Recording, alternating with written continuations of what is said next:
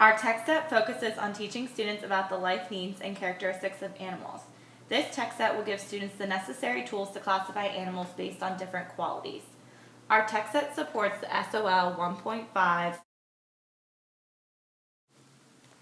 This story is all about platypus. It begins by stating some basic facts about the animal and gives a great illustration. The book describes the animal's habitat, the food it eats, the length and weight, and the class of the animal. The platypus is a monotreme animal, which means that it is a mammal that lays eggs. The vocabulary in this book is a little complex, but great to learn from. The story also discusses how it searches for food and how the platypus uses its bills to tuck food into the pouch of their cheek. It also talks about how it uses the webbed feet to help swim and build a burrow for shelter. I think this book would be great for reference and could be in a classroom's library.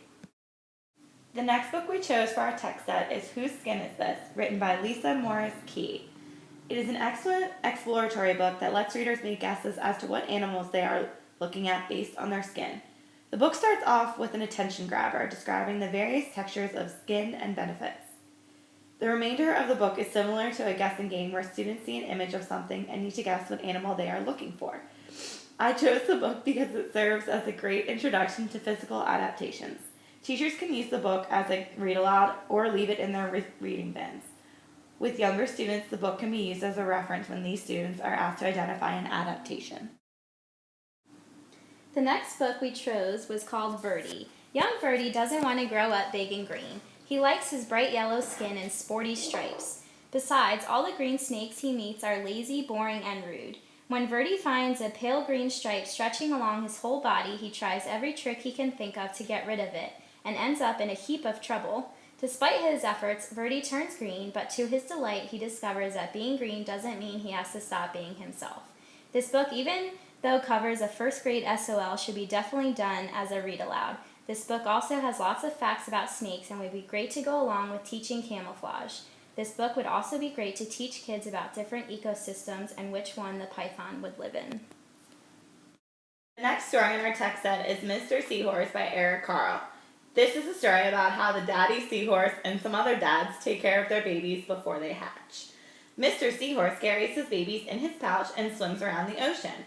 The story talks about how different sea animals interact with one another and also how they interact with their environment.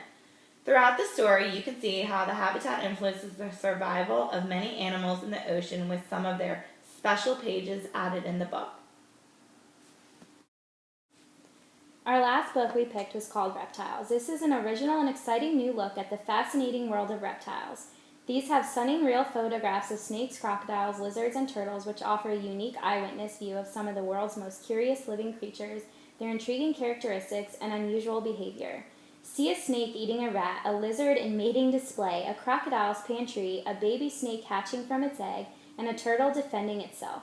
Learn how crocodiles look after their young, how snakes measure the size of their prey, how lizards store fat in their tails, and how chameleons swivel their eyes. Discover how baby reptiles are independent from birth, how snakes are charmed, how geckos walk upside down, and how crocodiles swallow stones so they sink underwater, how a snake is milked of its venom, and much, much more. Thank you for listening to our text set about animals. We hope that the books that we provided can help you in your future classrooms when teaching students about animals.